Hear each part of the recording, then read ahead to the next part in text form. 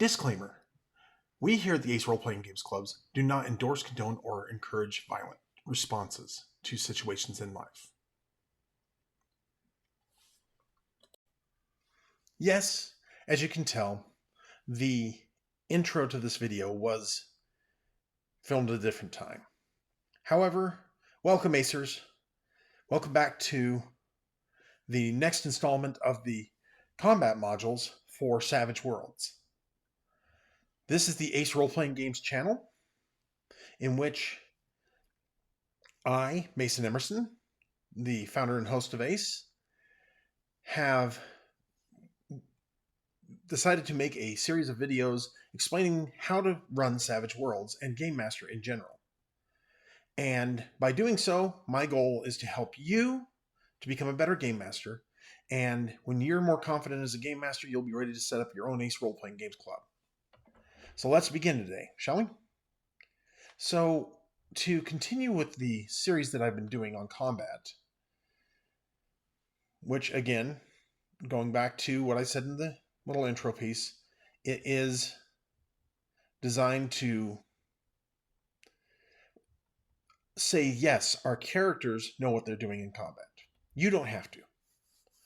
And I've said it before, I do know how to shoot, I do know how to fight with swords, I do know how to fight with my hands. And I also know the best part of combat, and that is just running away, living to fight another day. It doesn't matter what people actually say about you, because when you have successfully made it home safe, you've succeeded. So let's go ahead and go into the combat piece here. So we talked last time about attacks, both melee and ranged, and now we're going to talk about damage. And I'm going to try and interject some pieces here of me actually rolling, of kind of putting it all together and rolling these damage things, or at least I'll do another video on that. But let's talk about damage. Like I said last time, your fighting or shooting is actually what determines on whether or not you hit the target. However, once you've made that, then you have to do damage. So, as it reminds us, because of the abstraction, meaning the slightly separating it from reality that they do for Savage Worlds, most handguns do 2d6 damage. That's it, just 2d6. And swords do strength plus whatever modifier there is. So a knife, a small club, any number of things will do strength plus d4. If you have like a Bowie knife or something like that, a nice big knife that's basically a small sword, that'll do strength plus d6. And if you have, as they point out as the example, if you have a barbarian with a d12 strength and a longsword, which does d8 damage, you'll roll the d12 for the strength damage and the d8 for the sword's damage and add them together. Now, let me just pause here to make sure I explain this correctly. When you hit, say you hit exactly or up to 3 over, so no raise, you only roll the weapon's damage or the strength plus the weapon damage. And you add all the dice together. This is a case where, versus when you're actually rolling to hit, you're rolling you're rolling the wild die and your trait die. Those two dice together do not add to make your total. You'll have one or the other be whatever the parry is, or to be a actual success with your shooting. Now, there are modifiers that apply to it. So, as an example, somebody's parry could be 5. So that means they have a d8 in fighting or some other thing that has modified their parry plus 2. So, or that'd be a 6. That'd be a 6 parry.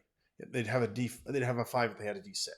So with the D6 in fighting, and you divide that in half, gives you 3, plus 2 gives you the 5 parry.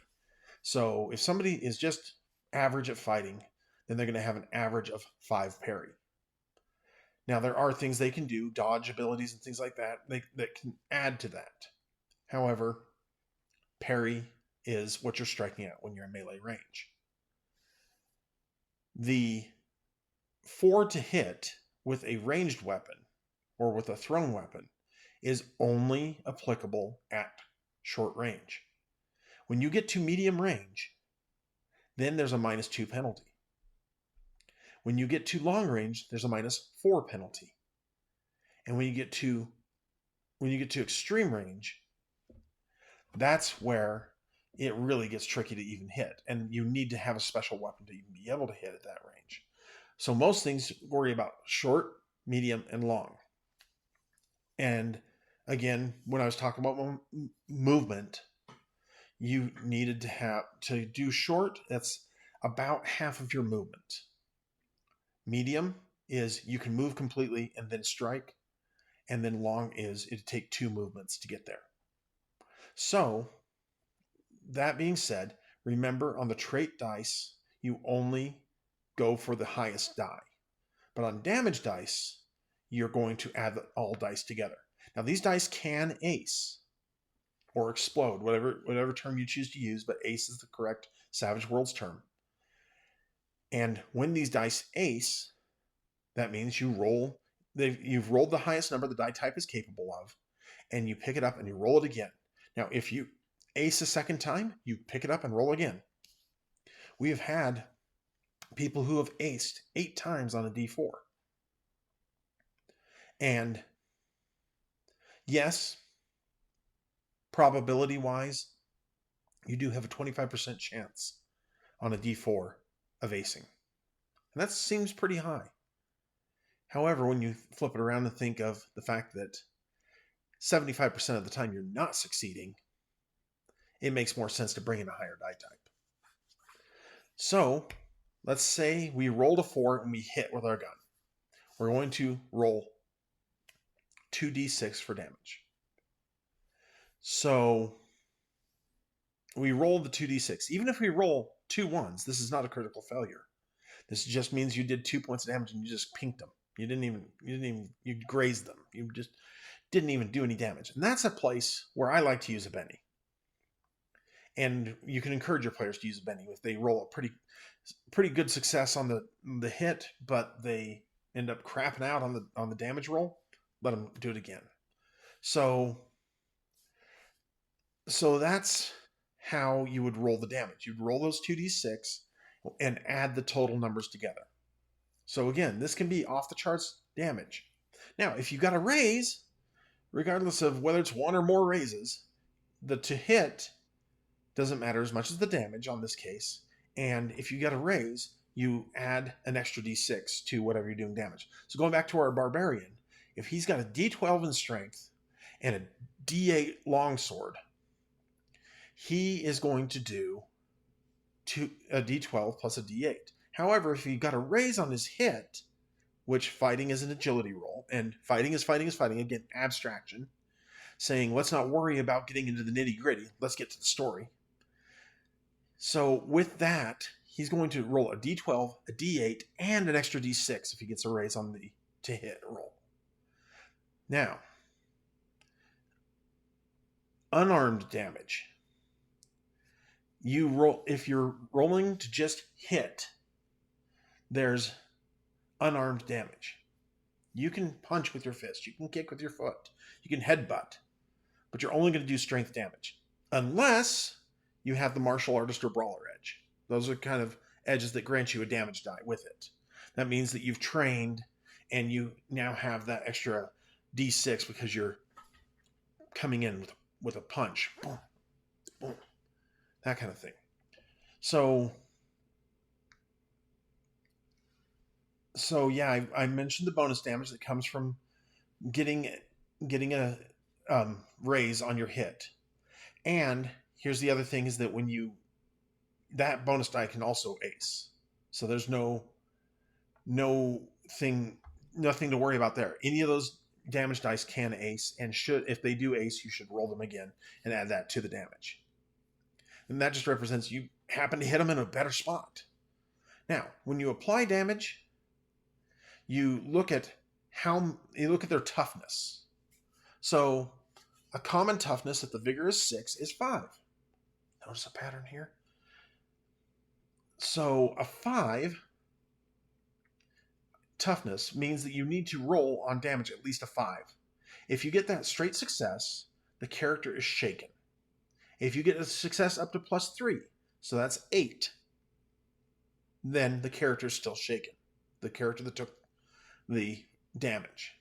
And shaken, to explain that, is if you've ever seen the movie Jaws, it's the moment where he's chumming off the side of the boat, throwing the shark bait off the side of the boat through the scoop, and just kind of whining at the kind of whining or whinging, whatever term you want to use there, at the captain. And the shark jumps up out of the water and snaps at him and smashes back down. Now, he didn't take any actual damage. Same thing happens in like a military game where your character has a bullet whizzed right past their ear. And that is a moment of shaken. Shaken does not... I'll get to the shaken effect here in a moment, but shaken is just that moment where you haven't been actually hurt, but you got close enough that it rattles your brain a little bit.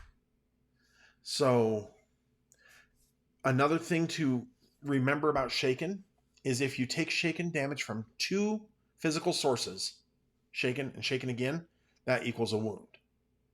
Now, if you test it, if somebody tested you and already shook you, and then they test you again, or then you get a bullet that whizzes past you, that will also cause a wound. But if the second source comes from a test or something like that, then you don't take the wound, you just stay shaken. Now, a raise means you're shaken with a wound. And I will explain those now. So these are kind of terms that are endemic to Savage Worlds, but here we go. Shaken characters are definitely rattled, and on their turn, they can take a free action.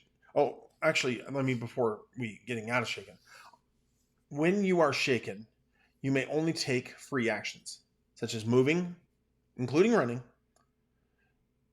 and speaking short sentences. That's why in Jaws, when he gets shaken, he backs into the cabin going, "We're going to need a bigger boat. We're going to need a bigger boat."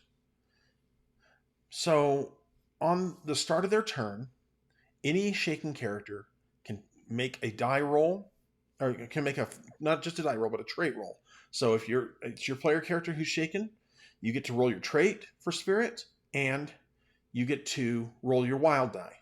Either of those needs to be a 4 to unshake. Now me, this is one place that's not rules as written, so take this for what it is.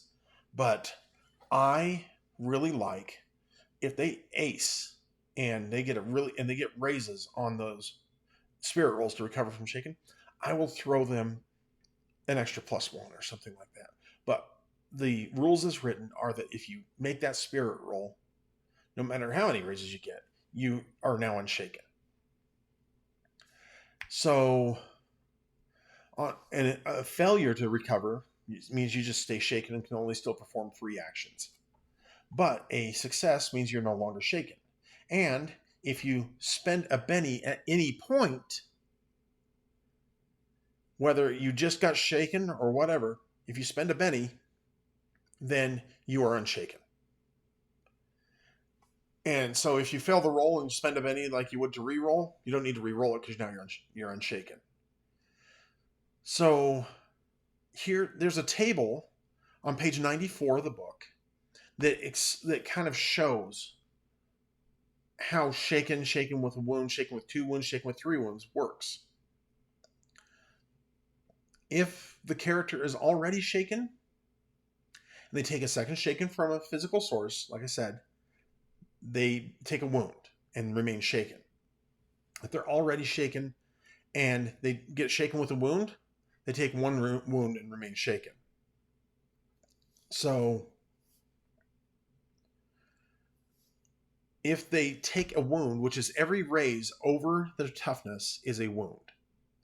So depending on the setting, you could have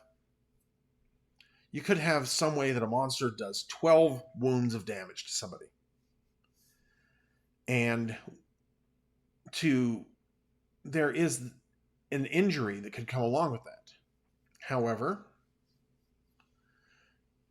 and incidentally, there is a injury table on the next page, on page 95. But when you're looking at every raise over that, you can take up to 3 wounds and still function. It'll be a higher, if you have 3 wounds, it's a -1 for each level. So if you have a wound, a single wound, all your rolls are at a -1. You have 2 wounds, all your rolls are at a -2. 3 wounds, all rolls are at a -3. But you take that 4th wound, and you are going to go incapacitated. Now, when you go incapacitated, you make a vigor roll. A critical failure, so a 1 on the trait die and a 1 on the wild die, means your character dies. But most of the time, you just fail, and then you just roll on the injury table, which is at the top of page 95, and the wound can go anywhere from your unmentionables to your arms, your guts, your legs, your head,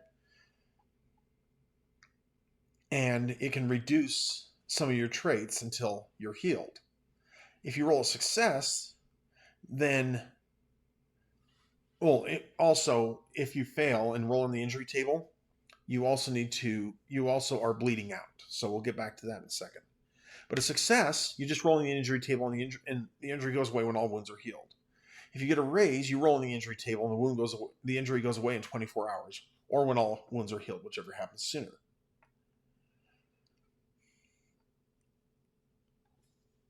The characters who are incapacitated cannot take actions, but they're still dealt in to be able to roll if they're bleeding out. So when you're bleeding out, you also make another vigor roll, and at the start of your turn. If you fail, you perish. If you succeed, you survive, but need to roll again next turn. If you succeed with a raise, you stabilize and don't need to roll any further. Other characters are more than welcome to use their actions to try and make healing rolls on that person. And the great thing about Savage Worlds is even if your character doesn't have the healing skill, you can take a chance to at least, because any fool can rip out a first aid kit, grab a bandage out and stick it on there, or take their shirt and wad it up and stick it on the wound. Something like that can happen. And then there's also the healing power. Now, I'll get to fatigue and its effects in a little bit.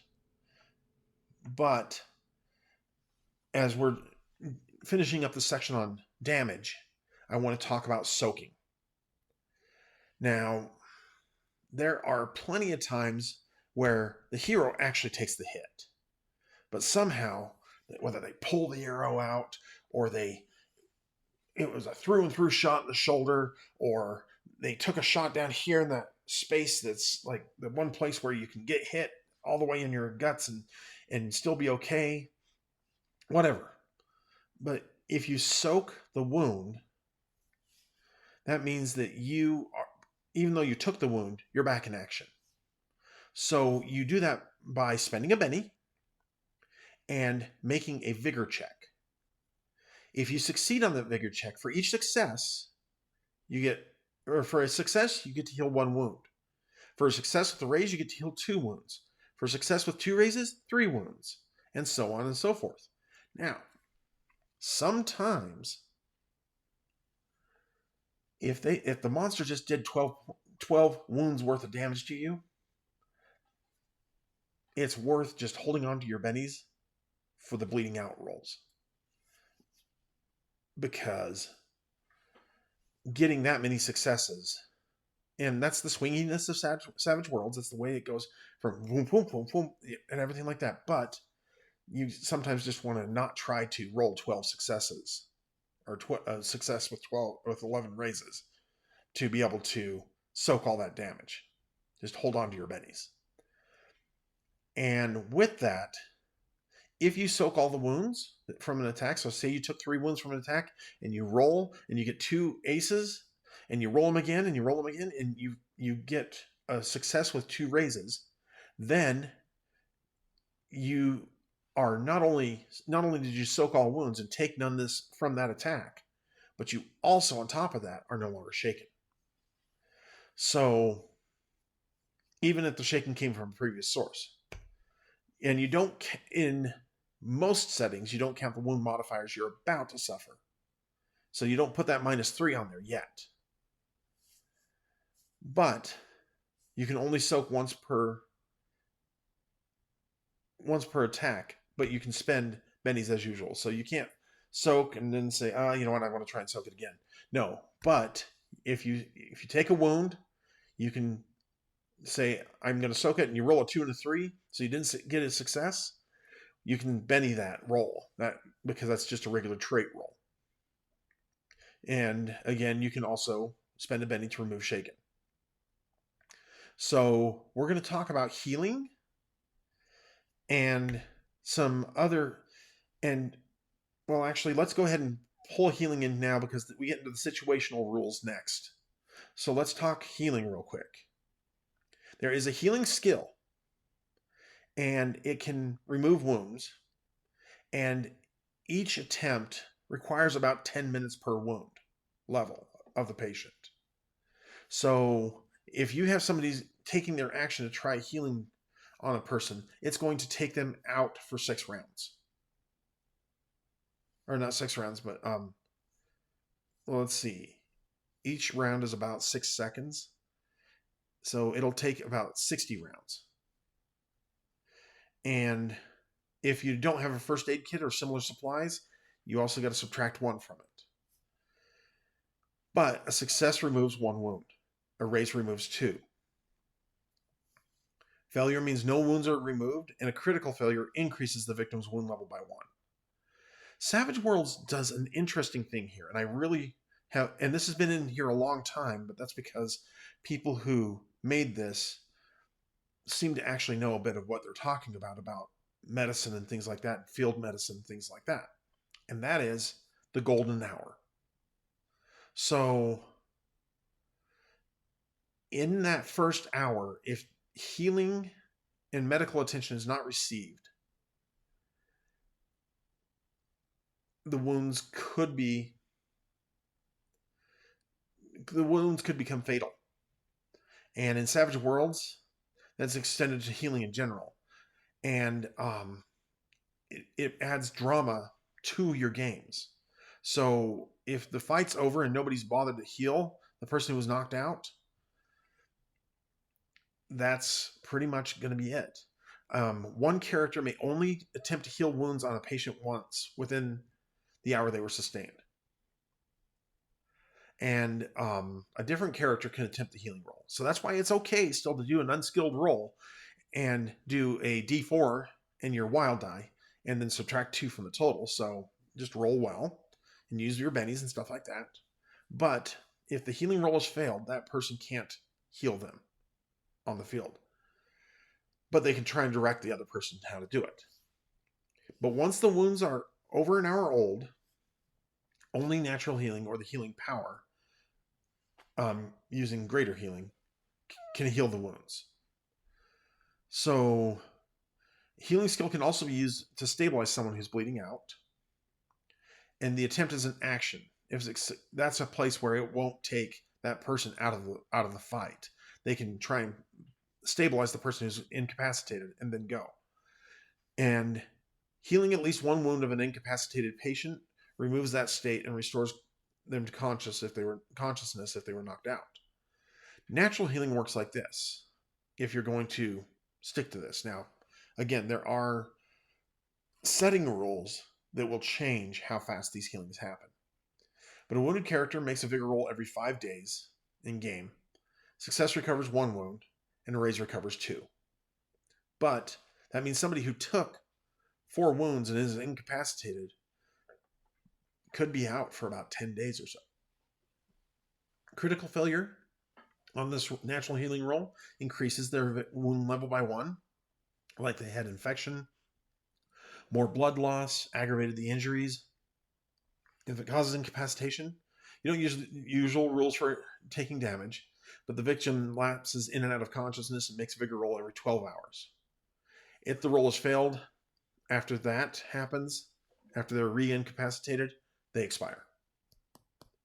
Success means 12 hours later, they can roll again. But a raise stabilizes them and they are no longer bleeding out. But this is where Savage Worlds has a really cool mechanic of support. Now, I haven't talked much about this, and we'll get to supporting. However, a support role is that maybe your trauma surgeon on the field failed their role just by bad luck, but they might be able to talk to somebody and say, "Hey, just slap that bandage on there, tie it on, good." So they can make a support role with their healing to support that person with the D4 minus 2 on their healing, and so that they could balance that out. And they can also help with using healing, survival, or if it's a far future, they can use electronics or something like that to help allies make their vigor roll to heal. So, and now that also leads to the question, and this is something you're going to have to deal with as a game master, extras. If they're incapacitated during the fight, make a vigor roll for any incapacitated ones. And those who succeed, surviving and have to be cared for, taken prisoner or released, and it can make some interesting things for combat. Now, just recently, I watched a thing from the Alexandrian. Great channel, gives some really good tips. And I love the comment that he made about the idea of even if you have an extra who manages to survive the fight, now they have a reason to come back after your characters. And they can really wreak some havoc, especially if they start coming back sneaky or they have new backing and funding or whatever. They might have a reason to want to hurt your characters or see them dead. So that's something that we can touch on later, more of the how to do it section. But this has been the next section on combat, and that really is kind of a big section on damage and damage effects. So again, if you have any questions, my email link is in the bottom there. That is my official club email until I get the website set up, and I'm working on that. I am. But we also have a Discord that anybody can join. Just email me and I'll send you a link to the Discord as well. So until next time, keep gaming, keep developing and honing your craft. Remember, we're gaming for good. And if no one's told you this week, I love you. You're amazing. And the world is a better place because you're in it. So let's keep going. Until then, this is Mason Emerson from Ace Role Playing Games saying, I'll see you next time. And thanks for joining me.